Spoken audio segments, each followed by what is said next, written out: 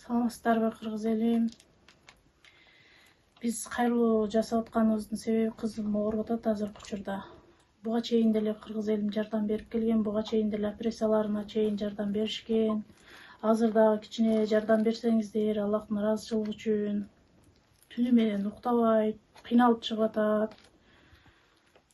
Анан Өзбекстанда, Анжиянда врачтар бар экен дегенден ошол жака алып барайын дедим эле, 150 000 деп атат ал жактан. Ушул кызыма жардам берсеңиздер, жок дегенде кичине отуруп калса, жок дегенде сүйлөп калса дедим эле, азыр сүйлөй албайт, ушинтип жатып калган. Башта сүйлөчү, отурчу, азыр отура албайт, ушинтип төшөккө жатып калды, кыйналып атат, онтоп.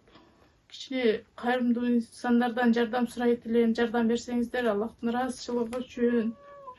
Ушу кызым үчүн жардам берсеңиздер. Жолдошум жок, ажырашып кеткенмин, эки турмушка түшкөнбүз экөөбүз. Эмне себеп экенин билбейм.